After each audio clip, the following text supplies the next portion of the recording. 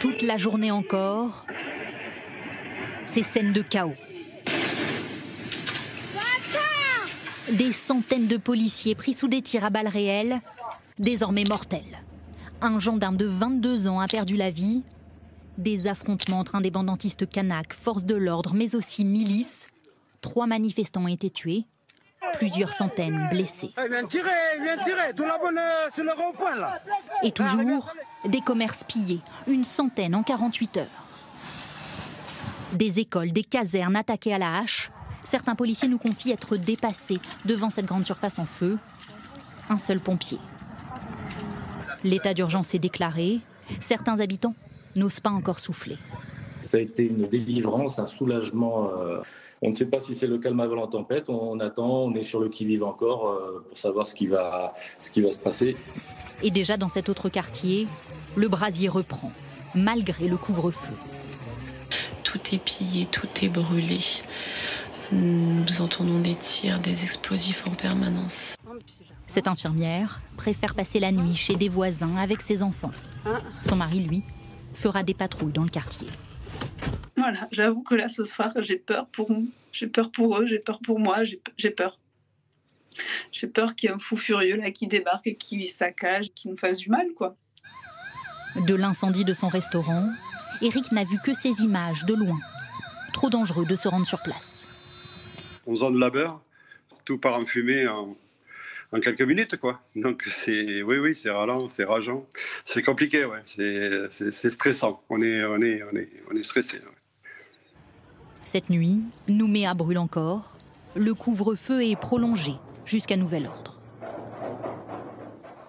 Le jour va bientôt se lever à Nouméa. Il est 5 h du matin sur place. Nous sommes entrés en contact il y a quelques instants avec un policier. Écoutez son témoignage. Chaque barrage en a droit à des jets de cocktails Molotov, de pieds de pierre. La nuit dernière, il y a 2 armureries qui ont été pillées, avec plus de 200 armes qui ont été dérobées et 200 armes qui se retrouvent dans la nature. Donc forcément, il y a des inquiétudes à nourrir. Les renforts de gendarmes du GIGN et des policiers du RAID ont été donc envoyés sur place avant même l'instauration de l'état d'urgence. Cette mesure d'exception très rarement appliquée peut-elle être efficace? Quelles en sont les modalités précises? Mathieu Desmoulins et Florian Fernandez.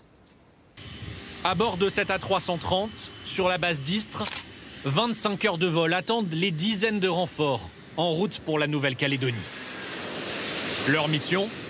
Rétablir l'ordre au plus vite et mettre en œuvre l'état d'urgence sur place.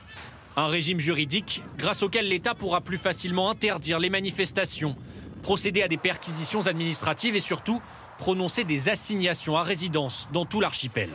Pendant cette période de menace, eh bien, vous allez en quelque sorte ne pas être dans un régime normal qui va supposer plus de contrôle, plus de respect des libertés, mais vous allez être plus efficace et plus rapide sur le maintien de la sécurité.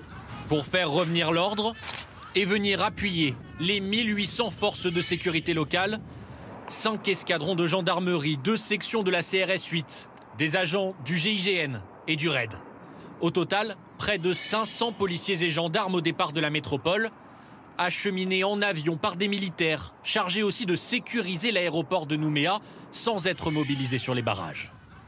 C'est la 7e fois en 70 ans que l'état d'urgence est déclaré, la 2e fois en Nouvelle-Calédonie. Dans les années 80, il était resté en vigueur dans l'archipel pendant près de 6 mois. Le décret pris ce soir en Conseil des ministres prévoit qu'il s'applique pendant 12 jours. Pour le prolonger au-delà, le gouvernement devra solliciter un vote du Parlement.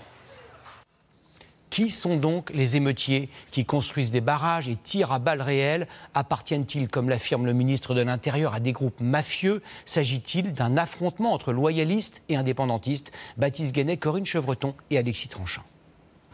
Ils montent des barricades, pillent des commerces, incendient des maisons. Qui sont ces émeutiers? La situation reste très confuse à l'heure actuelle, mais les tensions ont commencé par la colère des opposants à une réforme électorale sur l'île. Une partie d'entre eux se serait radicalisée, selon la présidente de la province sud. Aujourd'hui, ce sont des jeunes, très jeunes, un peu comme les émeutes que vous avez connues il y a quelques mois, qui ont pris la main et qui aujourd'hui sont pour certains hors de contrôle. De l'autre côté, les habitants de l'île en faveur de la réforme se sont barricadés. et équipés de couteaux, pierres, clubs de golf et battes de baseball pour défendre leur quartier et leur maison. Les pillages, tentatives d'intrusion et affrontements avec la police ou entre camps opposés se déroulent dans le Grand Nouméa, au sud de l'île. Une habitante a interrogé pour nous un groupe de jeunes indépendantistes kanaks sur un barrage. Eux renvoient la balle dans l'autre camp. On a un groupe de milices loyalistes qui fout le bordel ici en Kanaki. Ils arrivent avec des fusils longue portée, des fusils d'assaut, et ils arrivent, ils tirent sur le tas. Les forces de l'ordre se retrouvent prises en étau entre ces deux camps. 140 personnes ont été interpellées.